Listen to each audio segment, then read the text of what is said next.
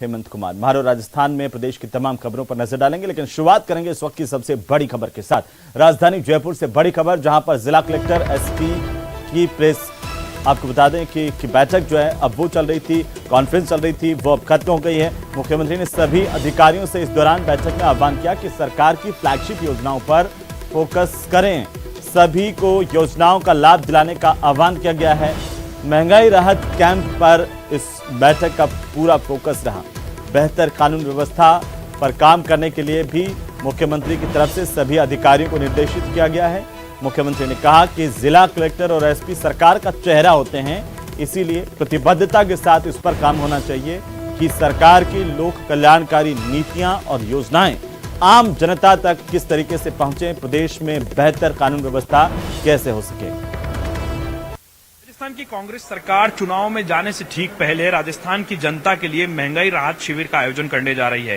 राजस्थान के अंदर सरकार की जो योजनाएं हैं वो किस तरीके से काम कर रही है, तमाम फीडबैक लेने के लिए आज राजस्थान के मुख्यमंत्री अशोक गहलोत जो है वो यहाँ पर एक समीक्षा बैठक कर रहे हैं। एक बंद कमरे के अंदर जो आरआईसी झालाना के अंदर बनाया गया एक जो हॉल है, वहां पर ये बैठक जो है वो इस वक्त चल रही है। बैठक के अंदर मुख्यमंत्री अशोक गहलोत एक एक जिला कलेक्टर, एक एक एसपी को जो है वो उनसे मिल रहे हैं, बातचीत कर रहे हैं, उनके जिलों का फीडबैक ले रहे हैं। इसके साथ साथ में जो मुख्यमंत्री कार्यालय के जो वरिष्ठ आईएएस अधिकारी हैं और चीफ सेक्रेटरी जो हैं, वो महंगाई राहत कैंप को लेकर के जो मुख्यमंत्री की मंशा है उससे इस कॉन्फ्रेंस के अंदर उन्हें रूबरू कराएंगे। सबसे जो है वो चौंकाने वाली बात यह रही कि इस पूरी कलेक्टर एसपी कॉन्फ्रेंस के दौरान देरी से पहुंचे बीकानेर के रेंज आईजी ओम प्रकाश को लेकर के मुख्यमंत्री ने जो है वो बैठक के अंदर चुटकी ली और सीएस और डीजीपी से कहा कि क्या मैं जल्दी पहुंच गया हूं। इन तमाम बातों के बीच में जो है इस वक्त जो कॉन्फ्रेंस है वो लगातार जो है बंद कमरे के अंदर चल रही है। तमाम जो जिले हैं राजस्थान के, उन जिलों के जिला कलेक्टर से फीडबैक लिया जा रहा है कि बजट के बाद में जो जिलों की घोषणा हुई है, सरकार का जो कामकाज है, विधायक ग्राउंड पर किस तरीके से कामकाज कर रहे हैं, सरकार की योजनाओं को लेकर के जो मुख्यमंत्री लगातार राजस्थान में गांव दर गांव, ढाणी दर ढाणी दौरे कर रहे हैं, उसका क्या फीडबैक निकल करके आ रहा है। ब्यूरोक्रेसी के नजरिए से, प्रशासनिक ढांचे के नजरिए से, पुलिस के नजरिए से वो देखा जा रहा है। खासतौर पर कानून व्यवस्था एक बड़ा चैलेंज है जिस पर बार बार निशाने पर रहती है राजस्थान की सरकार विपक्ष के, उसको लेकर के किस तरीके से जो है वो डिफेंस की स्थिति में सरकार पर आए, क्योंकि अब चुनाव में जा रही है राजस्थान की सरकार और ऐसे में मुख्यमंत्री चाहते हैं कि आम जनता के दिलों में जगह बनाकर के एक बार फिर से सत्ता को हासिल किया जा सके। लेकिन फिलहाल जो है कलेक्टर एसपी कॉन्फ्रेंस जो है, जिसे समीक्षा बैठक का नाम दिया है, वो इस वक्त लगातार चल रही है और अगले 2 घंटे तक ये बैठक जो है राजधानी जयपुर के आरआईसी झालाना हॉल में लगातार जारी रहेगी। कैमरा पर्सन यासीन के साथ लवली वधवा, न्यूज 18 जयपुर। तो इसी खबर पर ज्यादा जानकारी के साथ हमारे सहयोगी लवली वधवा फोन लाइन पर है। लवली, ये बैठक अब खत्म हो गई है, क्या जानकारी है? हाँ, देखिए, बैठक समाप्त हो चुकी है। मुख्यमंत्री ने सभी कलेक्टर्स एसपी से बातचीत की है, उनसे फीडबैक लिया। उसके साथ में महंगाई राहत शिविर पर पूरा फोकस जो है वो रहा है। इसी के साथ में जिला कलेक्टर और एसपी को कहा गया है कि पूरे सरकार की छवि के तौर पर सरकार के चेहरे, आंख नाक कान जो है वो जिला कलेक्टर एसपी होते हैं और सभी लोगों को मिलकर के टीम जो राजस्थान के रूप में काम करना है और इसी भावना के साथ में जो योजना है सरकार की वो आम जन तक पहुंचे। जो एफआईआर का सिस्टम लागू किया गया, सभी की एफआईआर दर्ज हो, सभी की सुनवाई जो है वो सुनिश्चित हो, किसी भी सूरत में कोई ये न कह सके कि राजस्थान में कानून व्यवस्था जो बिगड़ी हुई है उस छवि को सुधारने के लिए काम किया जाए। क्योंकि एफआईआर दर्ज होने के साथ साथ में जिस तरीके से संख्या बढ़ी है एफआईआर की, उसको लेकर के भी चिंता जो है व्यक्त की है। लेकिन मुख्यमंत्री ने सभी अधिकारियों को फ्री हैंड दिया कि वो किस तरीके से फ्री हैंड लिए और पूरी तरीके से सरकार का जो मैसेज है, सरकार की जो योजना है, सरकार की जो मंशा है, उसे ग्राउंड पर लागू करने का काम करें। सभी कलेक्टर एसपी से बातचीत करने के बाद में अभी मुख्यमंत्री वहां से निकल चुके हैं। दूसरा कार्यक्रम है सिविल सेवा दिवस का, वहां भाग ले रहे हैं। और बड़ी महत्वपूर्ण बात ये रही पूरे इस बैठक के दौरान पुलिस की क्राइम व्यवस्था को लेकर के जो बातचीत हुई, तो इसमें माफियाओं को चिन्हित करने के लिए कहा गया है। जो राजस्थान में बजरी समेत जो अन्य माफिया हैं जिन्होंने राजस्थान में आए दिन जो घटनाएं सुनने को मिलती है, उस पर लगाम कसने के लिए एक पूरी कार्य योजना बनाने के लिए कहा गया है और उन माफियाओं की सूची को तैयार करने। बिल्कुल लवली, बहुत शुक्रिया तमाम जानकारी के लिए। तो चलिए आगे बढ़ेंगे और इसी बीच बड़ी खबर हम आपको बता दें, कोयले के काले खेल से जुड़ी इस वक्त की सबसे बड़ी अपडेट है, जहां पर सीआईडी सीबी की टीम ने बड़ी कार्रवाई की है। एक साथ 7 जिलों में 13 जगहों पर छापेमारी की गई है। इस पूरे मामले में 10 एफआईआर अब तक दर्ज हो चुकी हैं। वहीं 19 लोगों को हिरासत में लिया गया, जिनसे पूछताछ की जा रही है। सीआईडी सीबी की टीम ने बड़ी कार्रवाई की। एक साथ 7 जिलों में 13 जगहों पर रेड की गई है।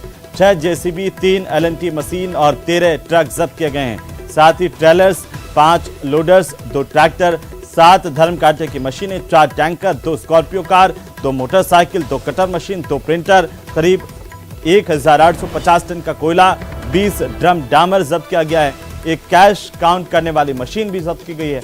नकली सीलें यहां से बरामद की गई है और ये अब तक की सबसे बड़ी कार्रवाई मानी जा रही है राजस्थान पुलिस की तरफ से।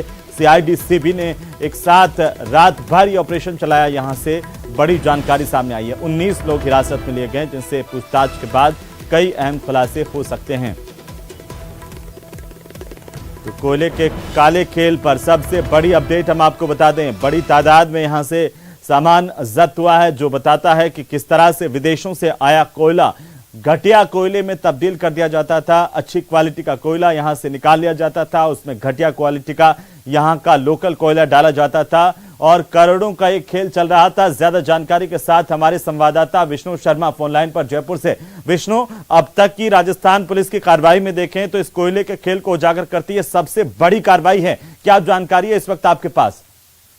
देखिए, बिल्कुल राजस्थान पुलिस की क्राइम ब्रांच की बड़ी कार्रवाई देखने को मिली जिसमें विदेशों से यानी यूएसए रशिया से जो एक्सपोर्ट होता है महंगा कोयला और जो देश के विद्युत केंद्रों में बिजली उत्पादन में काम आता है वो उस कोयले में मिलावट करके यानी घटिया क्वालिटी का कोयला मिला करके और माफी जो बड़ा जो खेल है वो यहाँ पे उजागर हुआ है जिसमें आप राजस्थान पुलिस की क्राइम ब्रांच से राजस्थान के 6 बड़े जिलों में कार्रवाई की जिसमें जयपुर भी शामिल है और उसमें करीब 19 संदिग्धों को गिरफ्तार किया गया है, पकड़ा गया है। वहीं पर काफी भारी मात्रा में जो 10 मुकदमे अलग अलग जिलों में दर्ज किए गए और सामने आया कि जब रशिया और यूएसए से इंपोर्ट होने वाला ये कोयला सबसे पहले बंदरगाहों पे आके उतरता है और वहीं से ये जो कोयला ट्रकों में भर करके किसी राज्य में पहुंचाने से पहले हाईवे पर इनके जो अवैध रूप से जो भंडारण किए हुए इनके जो गोदाम थे वहां ले जाया जाता है। वहां से सील पैक को तोड़ करके महंगे कोयले को बाहर निकालते हैं, उसमें घटिया क्वालिटी का मिला करके और ये बड़े स्तर पे बाजार में बेचा जा रहा था। जी,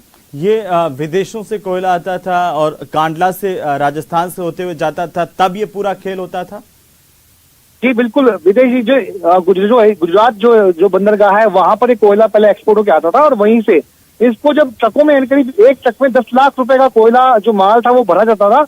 उसके बाद जब अलग अलग जिलों पे इनको भेजा जाता था, राज्यों में भेजा जाता था, उसके पहले इस पूरे माफिया ने इन तस्करों ने हाईवे के ऊपर अवैध रूप से भंडारण डिपो बना रखे थे और इन्हीं डिपो में ले जाकर के इनकी सील पैक को तोड़ करके जो महंगा कोयला था ये स्थानीय लोकल पुलिस के मिली भगत से सब कुछ हो रहा था, कब से हो रहा था? ये बहुत बड़े सवाल है जिन पर हम बात करेंगे, लेकिन इसी बीच हमारे साथ श्याम हमारे सहयोगी जालोर से भी जुड़ चुके हैं। श्याम, जालोर में भी ये कार्रवाई हुई है।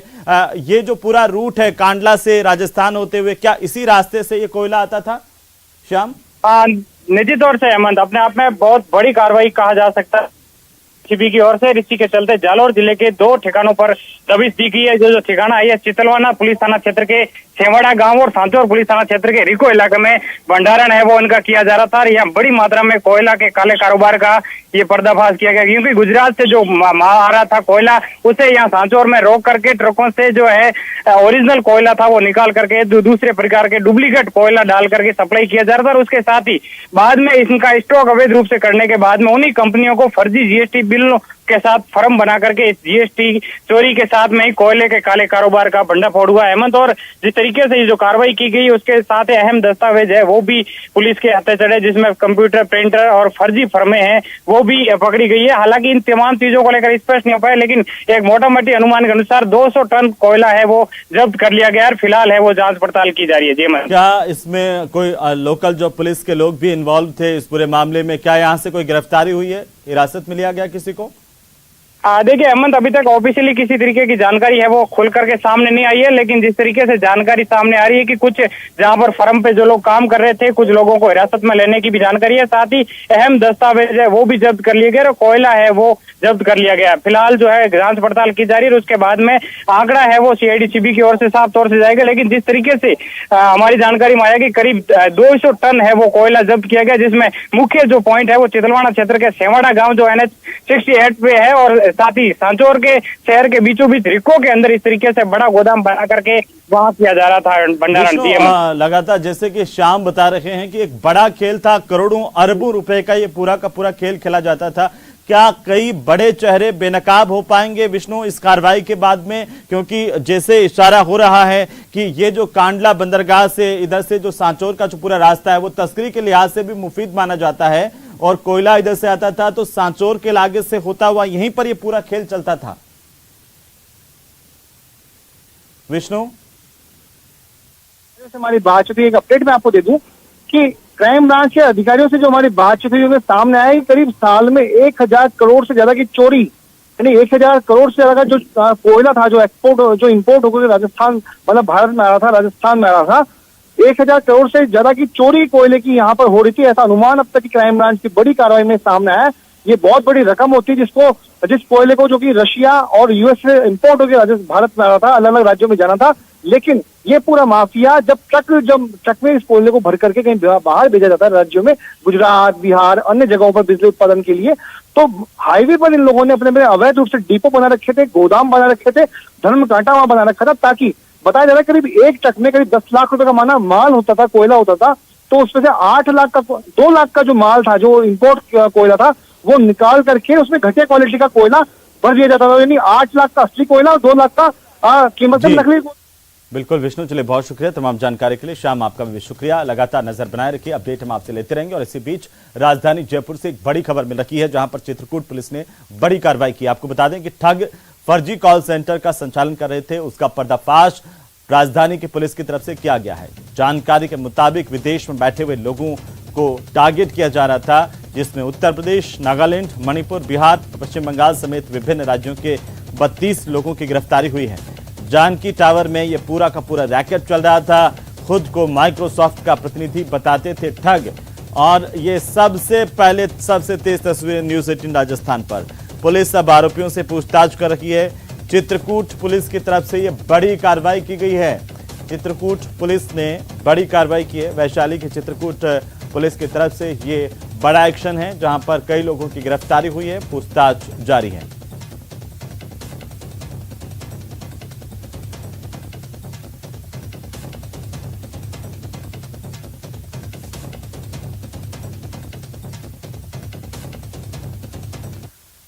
चलिए आगे बढ़ेंगे और अब आते हैं पेपर लीक मामले पर, जहां बड़ी जानकारी सामने आ रही है। आरपीएससी पेपर लीक मामले से जुड़ी इस वक्त की सबसे बड़ी अपडेट हम आपको बताने जा रहे हैं। एसओजी की टीम की बीती रात को डूंगरपुर में बड़ी कार्रवाई हुई है। इस पूरे मामले पर आरपीएससी के सदस्य बाबूलाल कटारा के बेटे को डिटेन किया गया है। बाबूलाल कटारा पहले से ही एसओजी की हिरासत में है, पूछताछ जारी है। अब उसके बेटे को डिटेन किया गया है। बाबूलाल के बेटे डॉक्टर दीपेश कटारा को डूंगरपुर से डिटेन किया गया है। सबसे बड़ी खबर है इस वक्त की न्यूज 18 राजस्थान पर। दीपेश के दोस्त गौतम को भी पुलिस साथ लेकर के गई। एसओजी की टीम यहां पर पहुंची थी। एसओजी पूछताछ कर सकती है और इस दौरान कई अहम खुलासे हो सकते हैं। एसओजी लगातार अब एक के बाद एक कार्रवाई कर रही है। इसी बीच सबसे बड़ा खुलासा यह है, सबसे बड़ी अपडेट यह है कि कटारा के बेटे को डिटेन किया गया है। कटारा के बेटे से भी कई अहम सबूत मिल सकते हैं। डूंगरपुर में देर रात को यह कार्रवाई हुई है।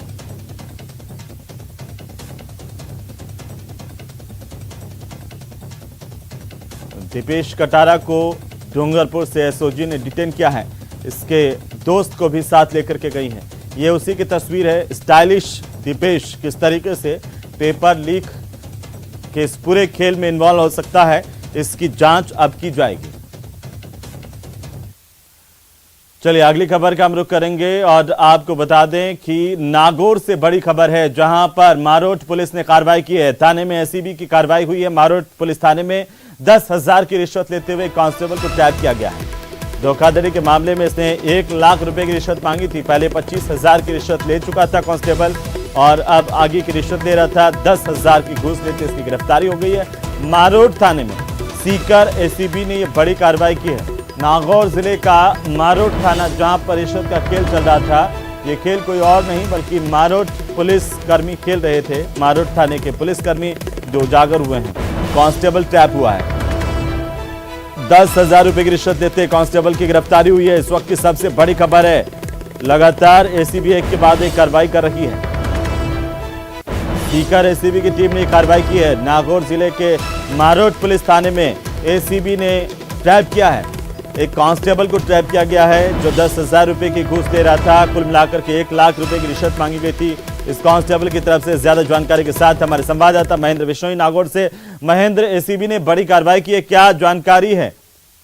बिल्कुल हेमंत, नागौर जिले का मारोट थाना है जो सीमावर्ती सीकर जिले का था, जिले की सीमा से लगता हुआ थाना। यहाँ एसीबी की सीकर की में उन्होंने ये कार्रवाई की है और 10,000 रुपए की रिश्वत लेते हुए कांस्टेबल रामनिवास को ट्रेस किया। इसने धोखाधड़ी के एक मामले में परिवादी से 1 लाख रुपए की रिश्वत की मांग की थी, परिवादी और उसके परिवारजनों की मदद करने के नाम पर। और पूर्व में ये 25,000 रुपए परिवादी से ले चुका है। एक बार 20,000 रुपए लिए थे और एक बार सत्यापन के दौरान 5,000 रुपए और इसे ले लिए थे। और आज 10,000 रुपए जब उसने लिए तो इसी दौरान इस आरोपी कांस्टेबल रामनिवास को एसीबी सीकर की टीम ने रंगे हाथों गिरफ्तार कर लिया।